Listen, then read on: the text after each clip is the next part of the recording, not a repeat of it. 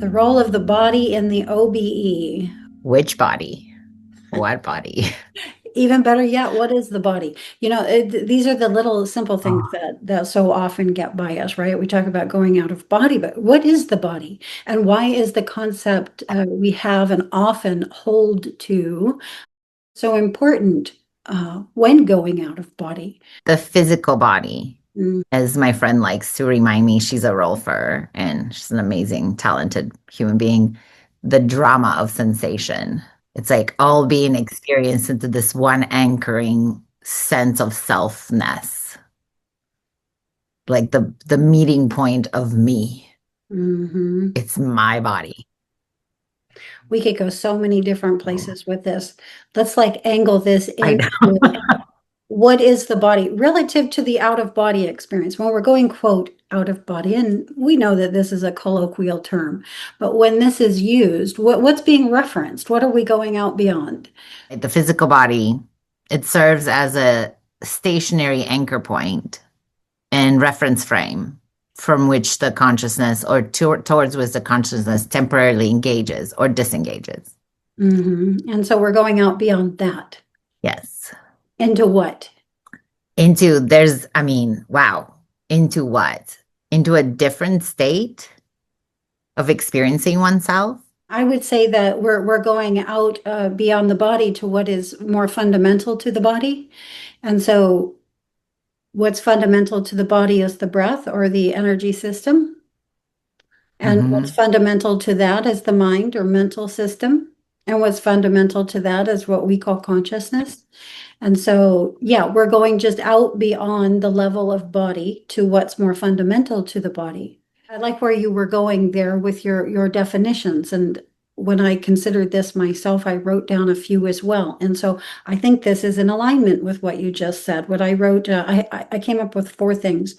So the first was it is the log or representation of who we are and all we have been, a repository or storehouse of all our accumulated learning through all our life experience, not just in this lifetime in this body, but all life experience is being grounded right here as this. And this is rather the template that we're experiencing the life experience through here now.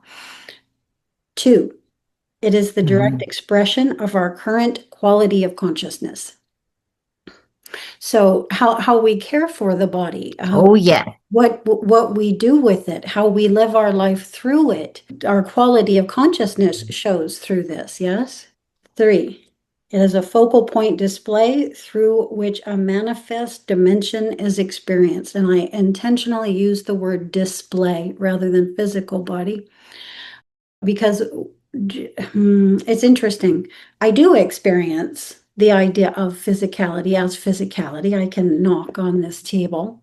However, I understand that visual reality is physical reality, not necessarily 3D physical. It could be 4D physical, 5D physical, 6D physical, but it's visual first. Hmm. And then the level of quote physicality will come in after that. I'll go on to four. It is a collective. We like to Oh, think of the body as a singularity, and it is. However, it is also a collective of an array of consciousness, 9D through 1D. Now, 1D is what I was going to focus on as the elemental consciousness cells that actually compose the physical makeup or visual makeup of the body. So it's a collective. And the reason that I want to bring this up, I'll just sneak in, is because a lot of times when we're going, quote, out of body, for instance, when we do what we call dying, we're dropping the body and leaving it behind. hmm. And often this is due to the concept that we hold of what the body is, a meat body, flesh and bone. And that minimal concept gets dropped. And then we can come back into a more graduated idea of what the body actually is down the road. However, right now, if your concept of the body is more along the lines of what we've been throwing out here, you can see it's not something to just leave behind necessarily. It's something that we can elevate with ourselves. It too is consciousness. 1D Yep. consciousness is consciousness. 100%. And elevating that, and this is where we're going to go with the role of the body and the OBE, we can elevate it, we can bring it with us, we can let it morph from one appearance or representation into another. Yeah, rather than drop it. And that's something that I think is possible through expanded states such as the OBE. The possibility of it begins with that. And it began with that with me due to what we call Kundalini. So it would be hard to go into the role of the body in the OBE without also bringing in the concept of Kundalini. So do you have any experience with that? I have not had a Kundalini awakening, as in it has not been a full awakening. Okay. I think we also throw that word around, the collective. We do, and I'll say right from the scratch, I have very little idea of what Kundalini is. I can just say that it came in my awakening process, uh, and from what I could glean, it was internal to me. There's a connection with Kundalini and nature or natural intelligence. It felt like a natural Mhm. intelligence, one that was far more potent than my own, more energetic, more potent, like a steam train running. No comparison at all between Kundalini energy, like a pranic burst, or my discrete personal Mhm. energy. Very different, all very different, all very distinguishable. So, yeah, Kundalini came in on my process and began what I perceived as a clearing of my physical body system, literally breaking down and rebuilding the system. And I was made to experience that every Mhm. night. For roughly a year and a half prior to going out of body, I would have to experience that energy for a few hours at the top of every night. So I got plenty of time to observe it and observe my perceptions of what was happening and how to work through all of that. Now, when I look at my physical body, do I look any different than I did before? No, I mean older, of course, but it's roughly the same in appearance, looking at the physical body aspect of it. However, within myself, this is what's different. The patterns are different. The Mhm. consciousness cells are different. They always had a capacity to heal. We'll bring in healing and health here in a moment. Yeah. However, now it was on a new level. It wasn't just in the 3D physical array. Uh, It was out beyond that. And again, when we are colloquially going out of body, we're going out into that more expanded array, a dimensional array, into the etheric frequency bandwidth, into galactic space 456D. So my experience began to include a lot more than just here in the 3D Earth life, through the Kundalini, through what the Kundalini did within my mental energy and physical body system. So, what exactly that was, I can't say. I can only say how it is I experienced it. And it was very painful in the beginning. It did feel like my bones were being broken and reset, highly uncomfortable. This was the part that was in the night. And then during the daytime, it was very pleasant. My body was vibrating, a very pleasant vibration. Yeah, so I was no longer experiencing myself as 3D physical as before. Mhm. I began experiencing myself more as vibration and the world of things more as vibration. And so this is when it began to shift for me. And all of this together is what allowed me to get curious at, observe and get curious at the shift. Not just the out of body experience and the location that I would go to, but the shift, waveform, the ability to quantum locate, the ability to have a mind that could observe that I was experiencing myself in multiple fields in multiple locations and multiple bodies simultaneously. So that takes a lot. That takes Kundalini. I would say that takes Kundalini. And although I don't know exactly again what Kundalini is, I can just say it is a natural intelligence. It's the natural intelligence of nature itself. It's the natural intelligence of the body. And it does what it does for reasons well beyond my little span of attention or awareness. But I get to experience some of these things, right? Because some of these things include the OBE, quantum location. When you put it in that way, Mm. I feel like that I've experienced. It's just when I look at the interpretations of what a Kundalini is, and when I hear people talking about going to classes or workshops where they can have a Kundalini, not awakening, but trigger or whatever, or just do, like, that seems bizarre to me that someone, can think that they can take a class today for 2 hours and then, the facilitator is going to administer a Kundalini. I'm like, I don't know what you all are talking about. I really don't. I don't know what they're studying, why we're using the word. Are there pranic events? Are there energetic events? Yeah, we can have that. Someone can definitely manipulate someone else's energy, especially if people are, one, very sensitive, and two, very open to it. But I look at that as being something that is self-sourced almost. Like it's so personal Mhm. that it's really hard to explain. And as far as feeling like the entirety of my physical self and body processes in a sequential way are being transformed and transmuted almost, I've experienced that. I feel like I'm still experiencing that. That is still an ongoing process. In fact, I'm in it right now. I'd like to point out that I have this little device. It's called the Whoop. They're very popular for, you know, athletics, or, what I like to call uh, the very 3D, what are they called? The biohackers, right? I got one for myself because I wanted to see what exactly is it tracking in relation to subjective self-reporting.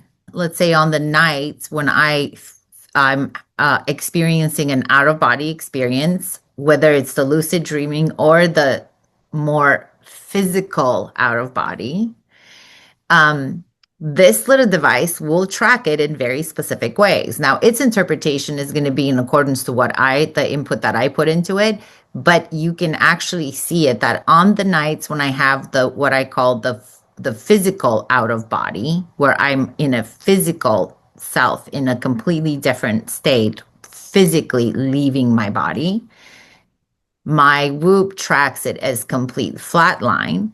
In fact, it will even suggest that I must not have had the device close enough to my hand, because the body stats what it's tracking are so low that it doesn't register it as being alive.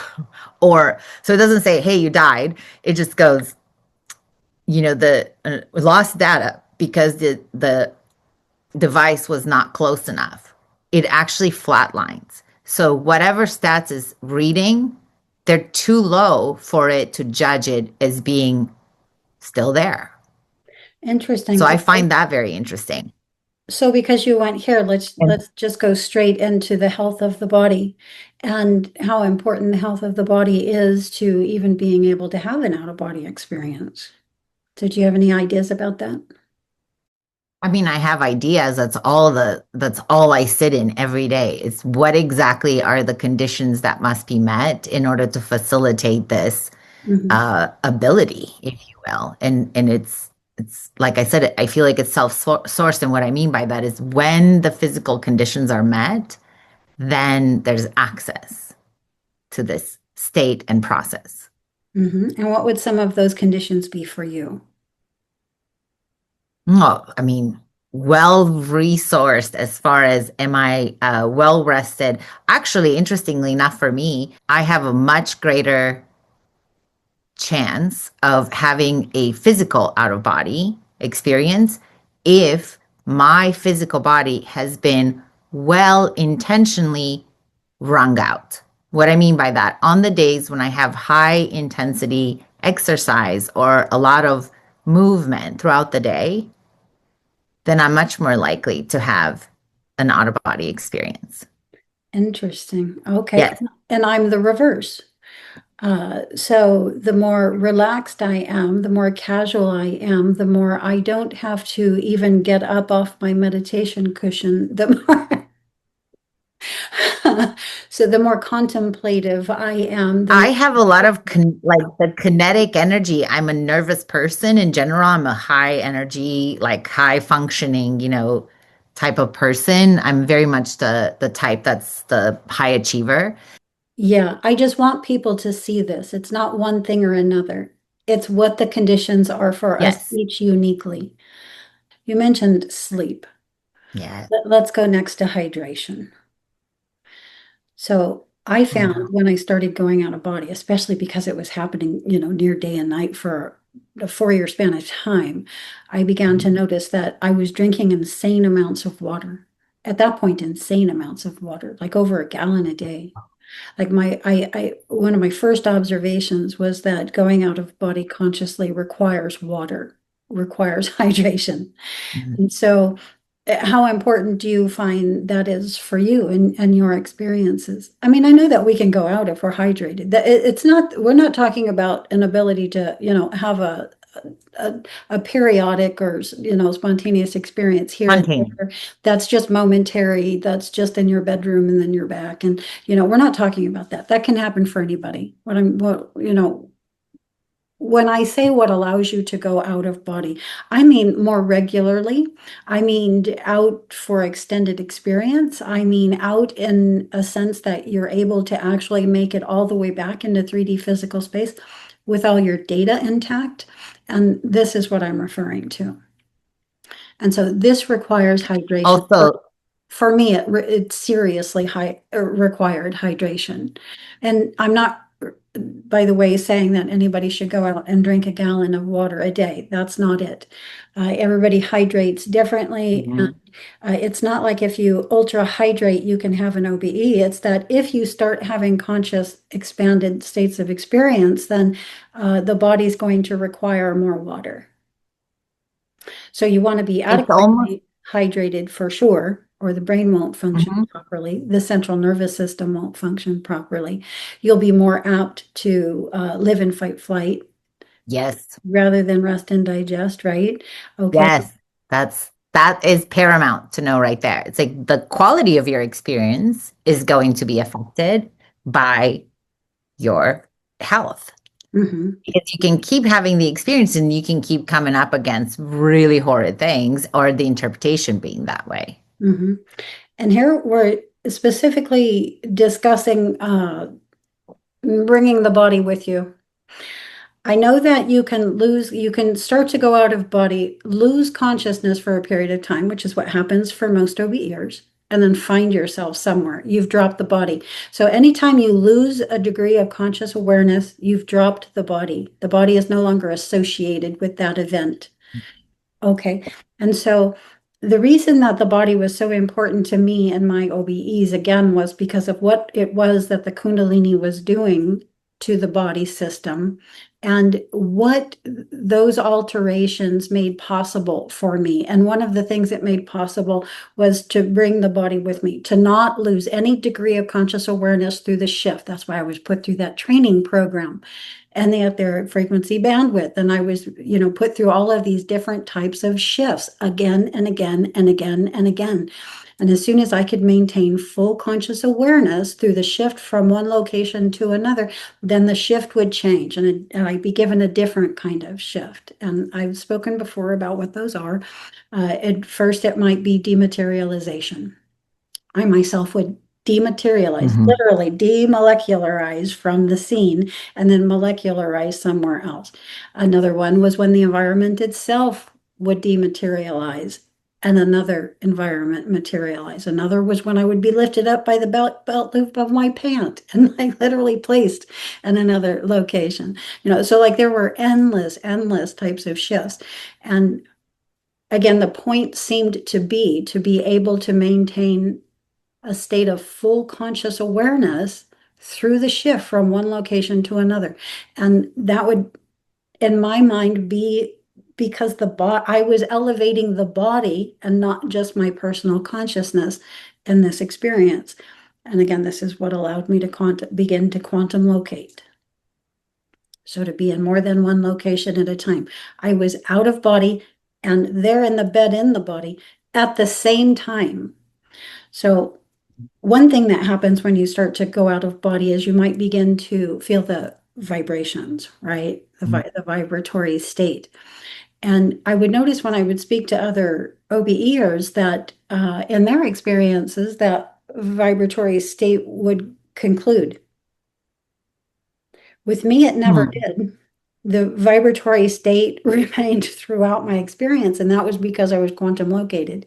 I was in the body and out of the body at the same time. And so I could feel the vibratory quality of the experience. And I began to observe that the vibratory quality of the experience was recording the event. Like it was being recorded in the vibratory quality of the various bodies that I was occupying and experiencing myself through in that event. And so, yeah, again, I did not have to hold to the data in the experiences. I had to hold to that vibratory quality. And so, and it would linger for days, sometimes weeks after an experience. And so I could easily sink back into that vibratory quality and see all that data and write it down. And, up to a certain point, not all of it, of course, because that would have been encyclopedias worth of data. And there's no time for that. But just that vibratory quality became the body. So I began to experience the body not as static, but as vibration, and not just Hmm. this body, but the other bodies that I was in or occupying or experiencing myself through in the out of body state. So that's why Interesting. that's just why it's so associated with me and mine, Mhm. and how I began to observe what I required in the earth life arena to uh, continue the experience of that more quantum located experience in the OBE. And sleep, absolutely. In bed by 9:30, in bed by 9, asleep by 9:30 uh, was critical to me. The quality of my sleep was always very good. Hydration was very important. And then the next one was sun. I had to be outside in the sun, and even for a period of time. My Tritok practice, and this is after decades of more, mm, well, I don't even want to call it, I want to call it indoor Tritok for some reason right now, but on a Bindu or on a candle flame or window gazing or all of the other forms of Tritok, at this point graduated into sun gazing. So the sun became very Wow. important to me. Yeah. Yes, and to the body and the body's ability to have this waveform state of experience in which I could quantum locate in the OBE. I have some questions around that with the sun, but overall, when you speak of hydration, do Mhm. you ever add things like, you know, how hydrated I am also has to do with what kind of foods I'm eating. It's not just the water that I'm drinking or how much water I'm drinking. And then for me specifically, um, how hydrated I am also had to do with my level of physical activity in a healthy way throughout the day because I'm moving, the fascia is like I'm moving all these, elements and endorphins and everything through the body. So they're kind of like well placed, is how I see them. This is how I feel them. Mhm. The fascia needs to be supple. It's not just like the hydration is like, how is the tissue moving so that it can get the processes moving Yeah, well. the inner details I did not pay too much attention to. There was simply too much else happening. So I just held to the basics. We all know that sleep is important And of Hmm. course, sleep is important to being able to observe in the quote sleep state. Hydration became important, and I noticed when I began going out of body, especially at the rate at which I was during those years, much more water was required to fuel the body at that point. And then sun was another. I had to get outside in the sun for a period of time every day, whereas normally before I would not even focus on that. Now it was something that I needed to do. Now, with Did your, you were you still were you still practicing any yoga postures at all, or only randomly, only randomly. Mhm. When the Kundalini starts, all practices drop. Uh, at this point, the focus has to be on surviving that event and not becoming mentally, emotionally, or physically imbalanced. And so it has you at that point, and it is with its natural intelligence guiding you into what it is. And so you books and study is dropped and practice is dropped. Kundalini's got you now, and it's moving you.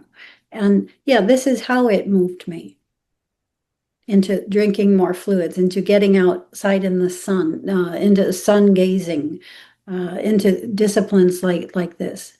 This became necessary for the body at this point. did you did you find that your, let's say, your food intake was much less during that time? Or did you feel, let's say, impulsed into eating specific foods? Yes. In fact, I didn't even, this is actually hilarious. I was a meat eater my whole life. My father was like a health food nut of the 70s, right? And protein was his thing. Steak and eggs for breakfast. I was raised like this. I had stopped eating meat. I didn't stop eating meat. I stopped eating meat and didn't even realize I had stopped eating meat. Like after 2 years, I noticed I tried to think, when was the last time I ate any meat? And yeah, it had been like years previously.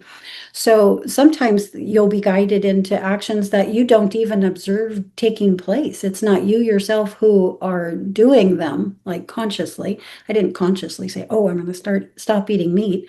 Mm-mm. I just did without even realizing that I had. So that was the big thing. I had the opposite at one point. And, my development is very loop-de-loo. Mm-hmm. So you've seen you're more linear. I'm not as linear. There's a bit of a like loop back in the spiral and come back here. Mm-hmm. And the one thing that was very hard for me at the time was the eating meat. And then not only and not just meat, but protein, like just to focus in a different way. Mm-hmm. Um, and at one point, especially after ayahuasca ceremonies that are done in a series of two. Mm-hmm. So prior to it, there is the dieta, which is, the stripping down of all the things that are heavy on the body to process, and then the ceremonies. And then after that, I needed so much protein, the same impulse. I actually called it the Michael Phelps diet. I felt like I was eating something like 10,000 calories a day. I was like, I do not understand what's happening. Now, the interesting thing in that is that, and it wasn't just like the amount of calories, it was like way more protein, way more like densifying, like a need to actually densify and not gaining weight. Because of course, as my age, I was like, oh, how am I not gaining weight? It's as if this medium of the food that was intake, it was being used and repurposed in a completely different way and restructuring my body and my body's abilities and my ability to sit in meditation, my ability to have a much deeper, meditation, pratyahara. It was wild. And same thing, like I couldn't do anything about it. I had thoughts about it like this doesn't make any sense. This doesn't make any sense. This doesn't make any sense.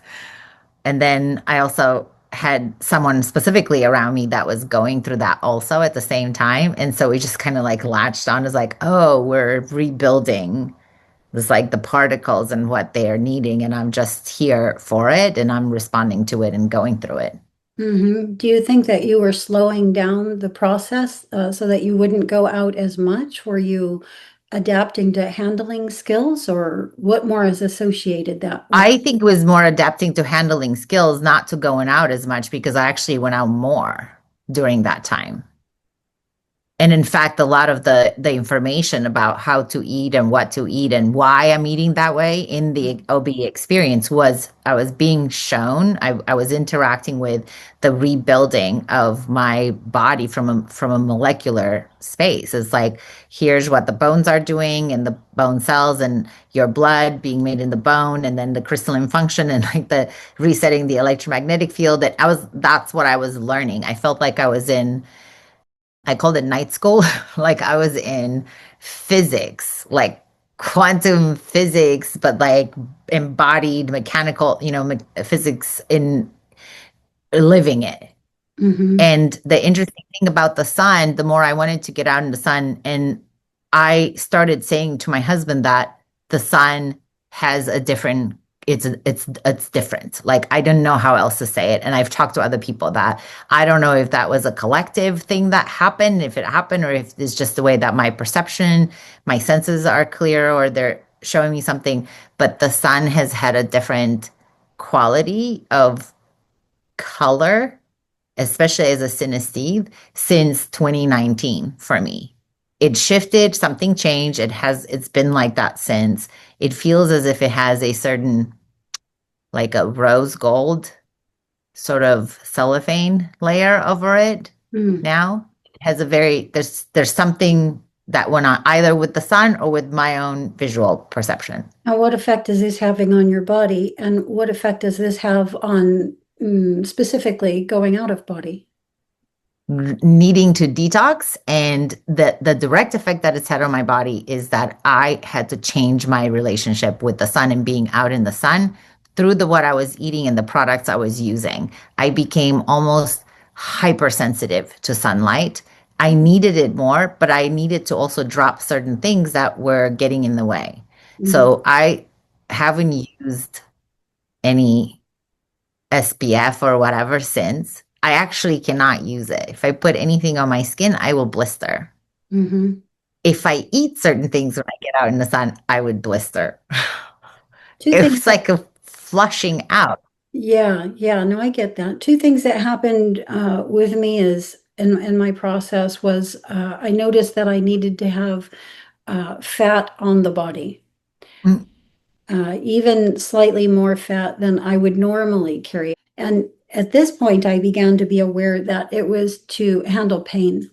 So with the Kundalini, again, came a high degree of discomfort for a few hours at the top of every night when the Kundalini was working its processes. And having fat on the body assisted with that in some way. It almost like a barrier. Vibration goes through fat differently than it goes through bone and muscle. mm. Let's talk about some experiences. So you mentioned that eating more food and more protein was somehow required in your process. So what were some of the types of experiences you would have when you did that? One, I had way more experiences. They were nightly. The experiences felt more like integrative from past experiences, going a little further, expanding the broadband of being conscious in these experiences. Getting a lot of information about my own health, my own relationships. It actually changed my nervous system. It was absolutely instrumental to the work that I was doing in rewiring my own nervous system. Tell me one of your experiences that you Meetings. so you noticed that when you would eat more and have more protein, that you would have more experience. So tell me, give me an idea of the kind of experience you would have. Let me start this off. When I was often taken in out of body states into things that would reference the body. For instance, I was taken into a warehouse of diseased individuals, a horrifying experience. And in this experience, people are having limbs sawed off and all kinds of horrific things like this until I came face to face with a person whose face was so diseased I couldn't tell if the person was male or female. When I came out of that experience, I had a mark on my own face. That mark remained there until just recently when I was doing some red light therapy to see if it would assist with it, and it did.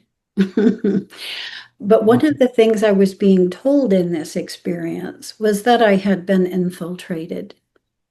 You had mentioned parasite cleansing. Oh, yeah. And so this is one of the things that the OBE began telling me was that I had been infiltrated, that I had parasites, and that I needed to cleanse. Now, it took me a long time to get this, but that's one example. Another example is when I would be, quote, on the table on board craft, in procedures with extraterrestrial beings. So that, of course, again, very body-centric. And what they were doing, I have no idea. However, there are experiences in which I was having access to certain information, such as one time when I was being told I had Wilson's disease, or I was being tested for Wilson's disease by the ETs when I was 15 years old. So things like this, so things with the health of the body come up in the OBE itself as well.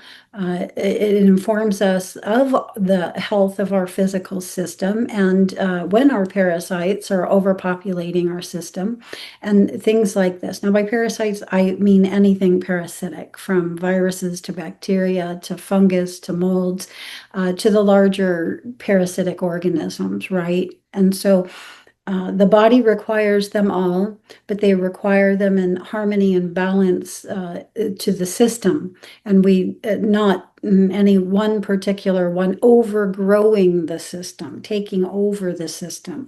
And this is something that may have been happening with me. I'm not sure. It took me a long time to put the twos and twos together on that and start doing cleanses, cleansing my liver, kidneys, doing deep inner organ cleanses. And this actually did come up briefly earlier in the stage of going out of body, day and night, 2009 to 2014. I started doing minimal cleanses. I had no idea how to do a cleanse at that point. So it was, decade and a half later that I began deep organ cleansing. I mean, going deep. Yeah, and what I took out of my body is astonishing, is just astonishing.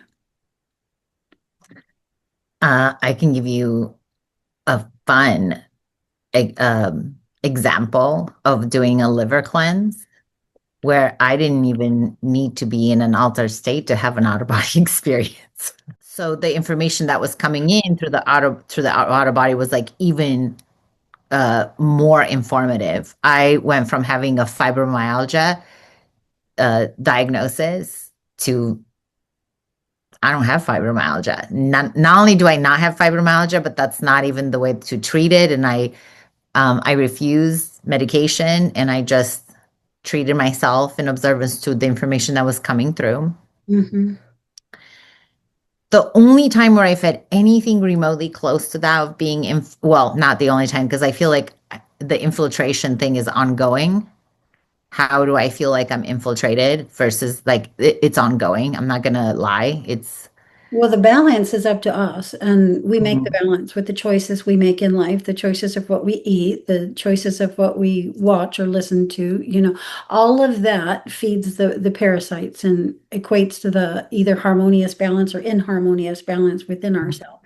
And yes, that's a constant ongoing thing in which the task is to stay in homeostasis, in right alignment with nature and the natural intelligence and all of that, like synchronizing our rhythms with the rhythms of nature is a really big one. That's a really big one with sleep, but it's also comes into play with eating and working and everything else that we do. But it is important also, please, like to know that going gun ho on cleansing and then therefore potentially stressing out an already raw nervous system can wreak havoc. So, Yeah, not recommending to anybody to do cleanses, only mentioning that within my OBEs, I was being told of a particular situation within my own system, which I then later came up to speed on and began to address. So things like this will happen in the OBE. Why is it important to address it? It's because we could lose the body, right? So when we have an overgrowth of the system of candida, we get sick. Begins to bring the body down. So of course, the main thing with the health of the body is remaining grounded here in the body, keeping boots on the ground for as long as possible, through this life experience in order to, accomplish through the life experience what it is that we are. The important thing to mention with me was that, even though I had that situation, I was able to go out of body. I was, able to achieve, great lengths in there with it, in that state. Meaning with the parasites overgrowing my system, I was still able to go out. Yeah, I was still able to, it's not like I had to do the cleanses in order to go out. I'm not saying that. You don't. I'm saying the OBE will begin to tell you yeah. things about yourself and about your body's state of health, mental state of health, energetic state of health, physical body state of health. And, then it's up to us to be moved into how we address these. And yes, not going overboard is, of course, critical. You know, Like stay. Go ahead.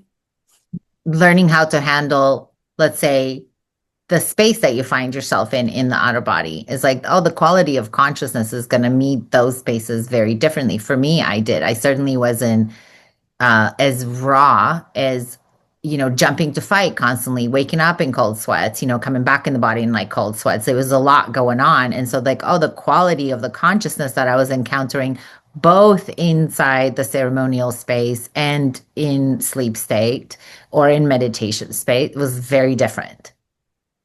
Like I, for one, stopped having the experiences where I felt like I was hounded. I went for a very long time in that space of feeling like I was being hounded, where I was actually terrified of falling asleep.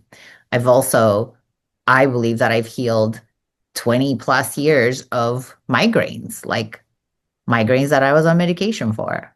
I have not had a migraine in years. There's no migraines. Now that I will say that that's a salt thing. It's like, yes, it's hydration, but it was like the salt where like just actually sitting and interacting, meditating in the salt and like becoming like one with salt and understanding like the electromagnetic field and what salt is actually doing in our body. That was a big deal. Mhm.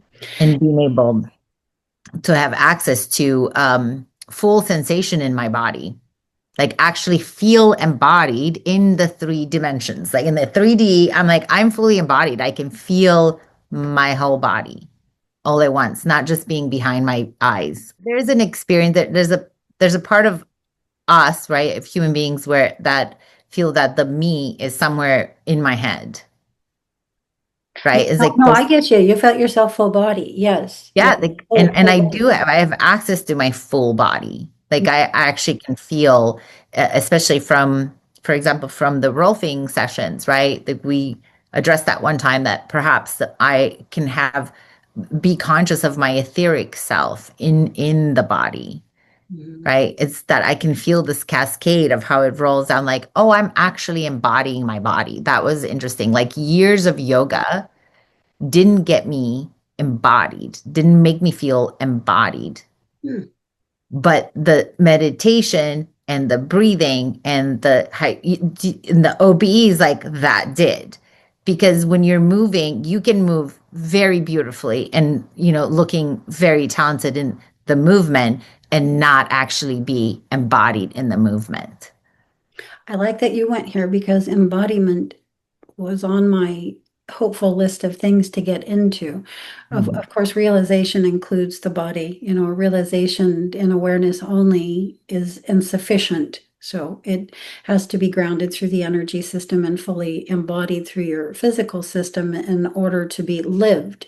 And that's the whole point of it. And this includes embodying the OBE. the out-of-body state is something that can and has to be embodied right here in 3D physical space in order to graduate 3D physical space, which for me is another important element, or the role the body plays in the OBE, and that's liberation within the lifetime. Mhm. So, and we'll go there in a minute. I want to go back just a little bit because you mentioned salt. And I have this just bizarre thing that happened through my process. And yeah, it's really strange. I don't know if anybody else ever had this challenge, and if anybody's out there listening. If you have, let me know in the comments. But something that happened with me when I began going out is I there was something at the tailbone, some kind of block there, that when the energy tried to get through, it would make my legs shake. And I mean Mhm. tremendously. Yeah. And it was a challenging thing for me. It was one of the most challenging physical body things that happened for me in the event of all of this. And it's still in place. Whereas it used to happen at a 10, now it happens, more at a 1, but it's not gone yet. Like that block is not completely gone. But what I wanted to mention was what I found to help. And who was it who helped me with this idea? I think he goes by the Galactic Historian. I just happened to, thank goodness, one evening catch the front of one of his videos. And in this, he's mentioning the back of the head and the base of the spine. And these are my two anomalies. I have an anomaly at the back of the head and one at the tailbone. And he had recommended putting a salt pack both behind the head and at the base of the spine, uh, to handle whatever that was happening. I can't remember what his concept of why that was happening was. But I jumped on that like no tomorrow. I had tried everything. I was at wits' end. I had no idea how a salt pack would be able to help anything. But I'm telling you, damned if it didn't, and damned if it doesn't, still handle it. So you just get a little baggie, a little like snack size baggie, and fill it up about halfway with salt. Halfway, 2/3 of the way, put as much salt in there as you want. And then I roll mine in a little cotton sack, and then I place it there, just in the waistband of my pant.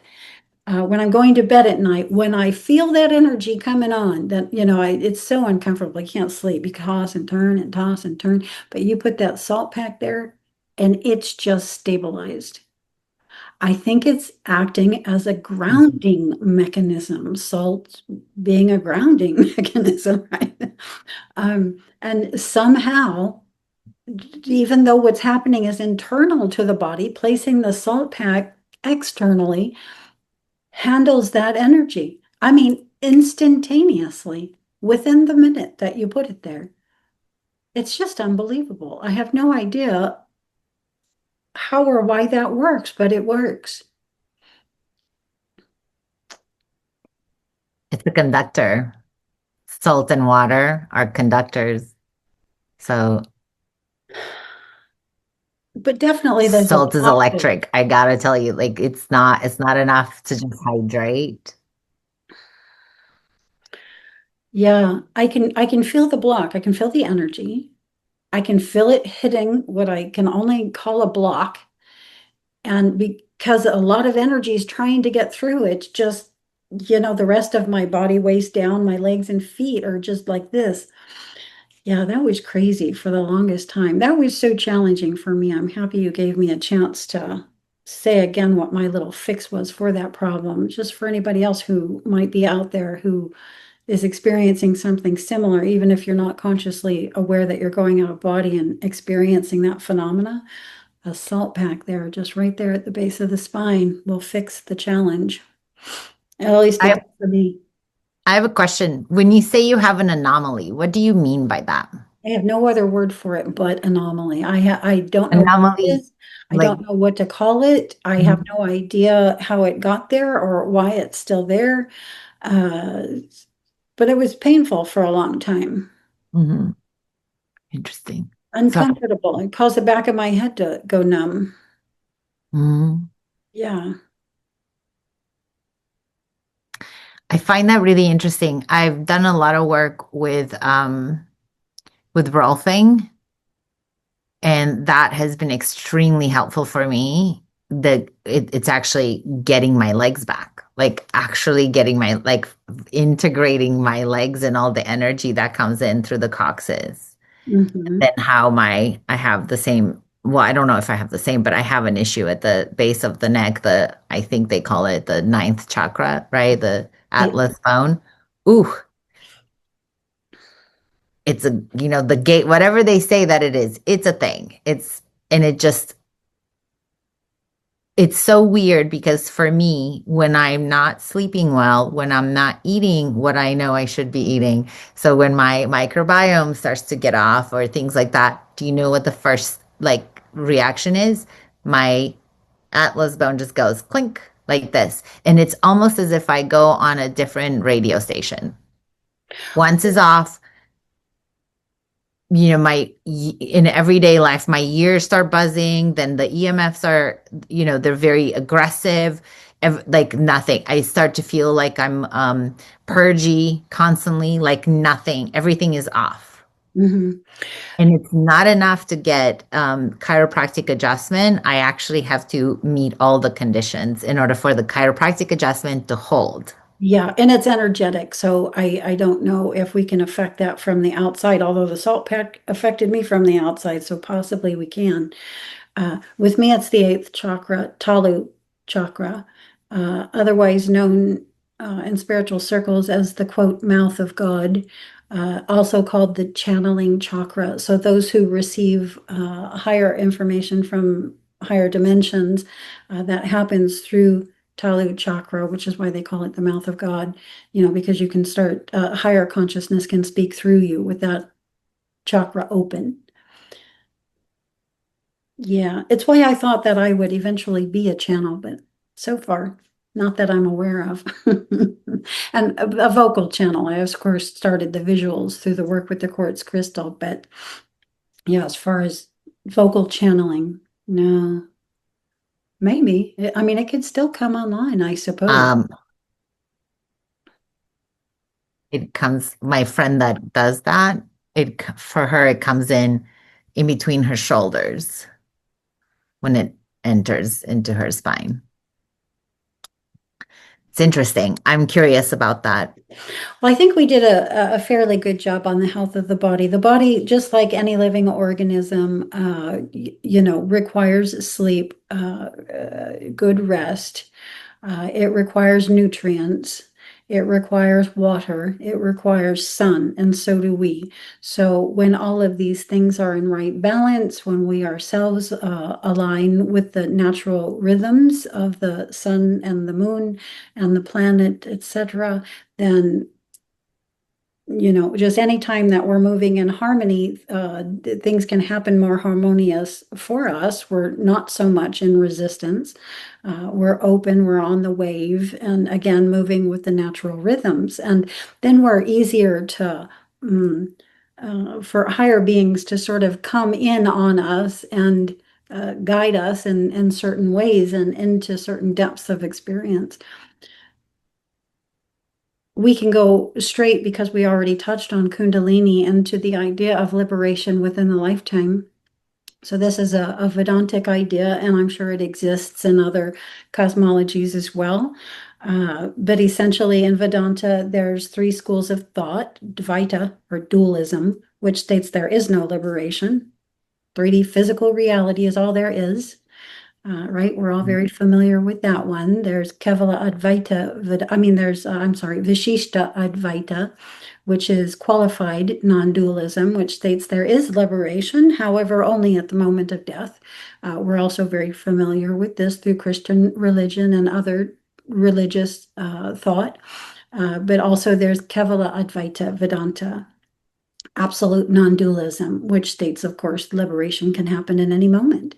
However, yes, there's requirements for that to be, right? Because we have to have the consciousness, the mind, the energy, the body system that can actually observe and acknowledge that in a way that can be directly experienced. We know of others who have done this through good books, such as Jesus, such as Buddha, such as I'm sure an infinite number of others, not infinite, but large number of others. But not all of us have accomplished this as of yet. And whether it's possible as a collective, I have no idea. But just like in an airplane, when the airplane is going down, you put on your own air mask first and then go to help the others. First, get it on for yourself and then go help the others, right? And so that's the aim in my own experience. So in liberation within the lifetime, you're liberating not just the consciousness, but the body as well. When you're liberating yourself at the moment of death, you're dropping the body. You're losing some awareness, dropping the body, and then coming in elsewhere. Yeah. But in liberation within the lifetime, you're bringing the body with you, you're elevating the body. And so the body plays a critical role in the experience itself. And that itself, elevating the body, liberating the body, ascending the body, is a service to humanity. It's not about hightailing it out of here. That is a service to humanity because you're evolving the human frame from what it is right now into something with more capacity. And so that's part of the job I feel I have in this lifetime due to observations I've made within my own process of moving into expanded states of consciousness, such as the OBE. In certain traditions, it's called the transmigration or transfiguration. And so I have a lot of thoughts on this. We can do a whole series on just that, just from how I look at it, what do I intuit in it, what I've read, I used to feel like it was, liberation or bust, right? Like that. And then the realization is that actually for me, this lifetime is to be really fully human here and to fully embody consciousness with the body. There's a part of me that doesn't believe that the human body is yet fully conscious. I think that there are humans or there's individuals that have done that, but I think that we're integrating that as a collective. And that's what I'm here for. For me, my knowing is like, oh yeah, I'm here for this. Yes. For the integrating the physical consciousness. That is what liberation within a lifetime is. So the consciousness comes fully into the body. Mm-hmm. The body fully embodies that expanded consciousness. However, in the process of that, it elevates, it ascends the body, into more of what it is. And this is what we really don't know. We don't know what the body is. We think of it in such a mundane fashion, such a gross physical fashion, as a meat body, as, flesh, blood, and bone. And is it this? Yes. Is it more than this? Yes, it's much more than this. It's a repository of or storehouse of all our life experience, not just here, but elsewhere. So the potentiality within this body is just enormous. It's far more than we give our regular attention to.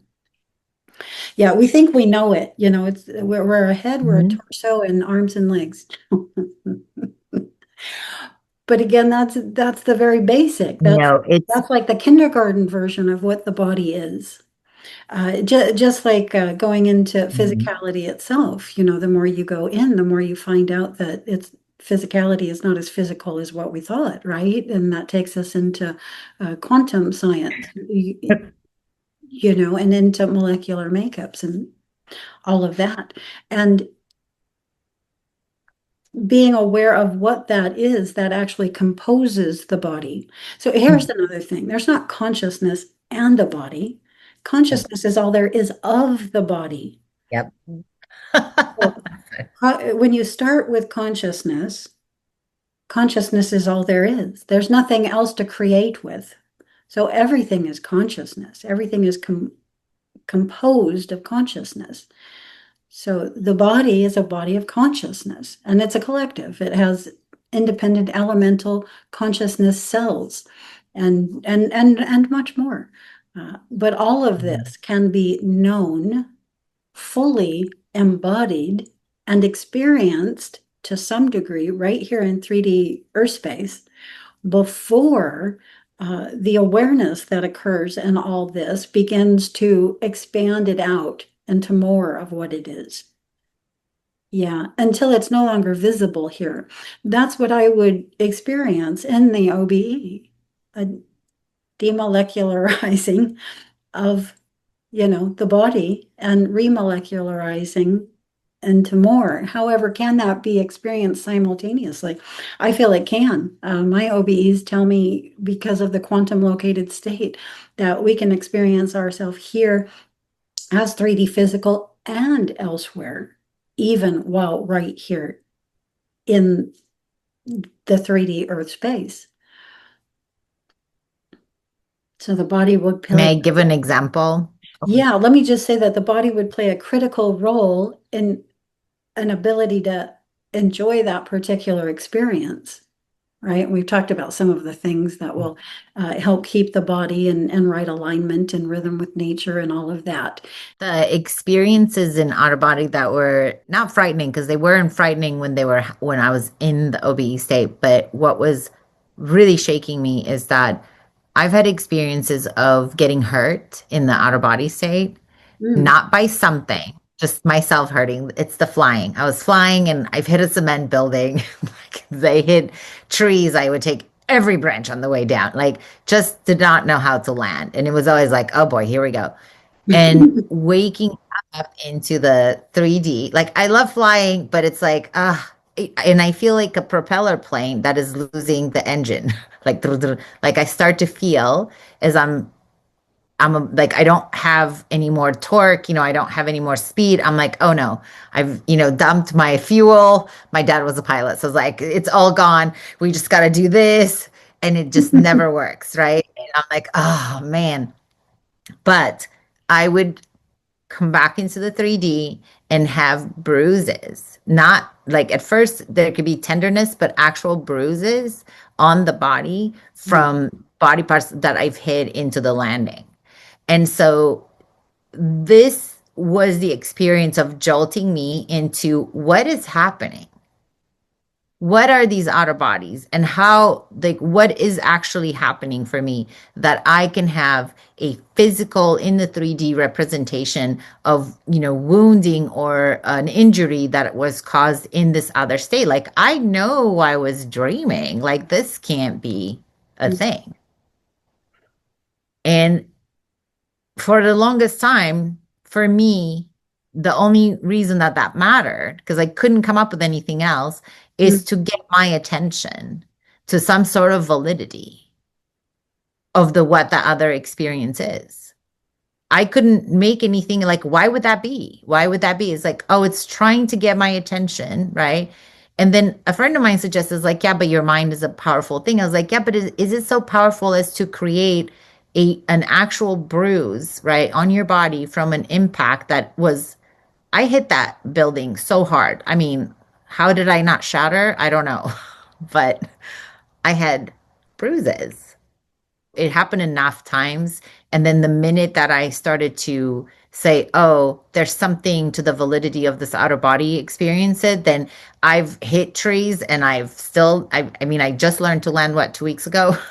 I had my first, like, easy landing, and I did not come back in with injuries. So the moment that I was able to formulate that, oh, there's something to this, something else is happening, then that stopped. It's as if it was trying to get my attention in this state where I consider to be, this is the conscious state. Everything else is asleep. Like, that doesn't. Right? The minute that it got my attention to that, then I was, oh, okay, done. And it was done. Like, it didn't come back in again. Right. It was able to move what your concept of the experience was, and that was the point of letting that experience occur for you. Yeah. Mhm. Yeah. Same thing with the concept of the body itself. The concept we have, and again, often hold to with a death grip, is important. In not just the ability to go out of body, but in the type of out of body experiences that you'll have and the quality of those experiences, et cetera, et cetera. Like a lot of people can have an OBE and come back with the experience and not even realize they were so traumatized by it that they had to inch it down, you know, convince themselves over a little span of time that, okay, that was just a dream. I must have just been dreaming. It takes a long time to be able to handle that, but it sounds like you were ready to handle that information, that there are additional states of consciousness that equate with other dimensions of reality, and those dimensions are connected to this one. Yep. Now, I don't know what's all involved in an ability to bring back an element from an expanded experience into this field, like going out of body, landing on the beach, walking in the sand, and when you get back, then there'll be sand between your toes still. These things happen. Not the same thing. Sorry. No, it's the same thing. You're bringing back an element from Yeah. an additional field into this one.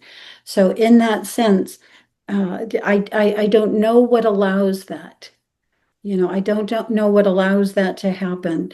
It doesn't sound like you were consciously aware through the full shift into the experience, or were you?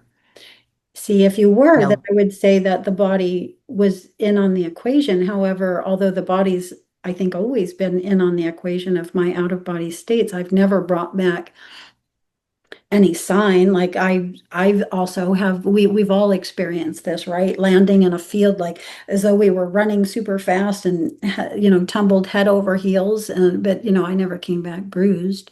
I've face planted, from 500 feet in the air down onto the ground. I've never come back with any kind of damage to myself. So what it is that allows that? Yeah, I don't know. Do you have any ideas? I mean, it might be for the reason of getting your attention, yes, but do you have any ideas of what might allow that to happen?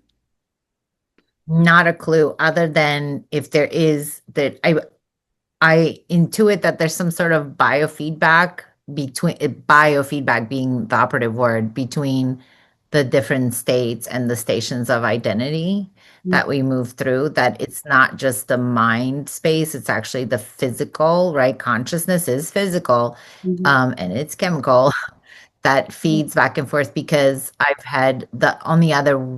experienced um, and then heard anecdotes of people who have had a healing energy session where they've had an outer body experience and then they have actual injury on the body from the whatever the thing that was removed from their etheric field.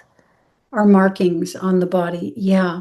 Yeah. A lot of Yes. easy contact experiencers have this. And as much as I've experienced that phenomena, I just never have. So I don't have any ideas myself on what might allow that. If I did have the experience, I would have something more to look into, but I don't. So.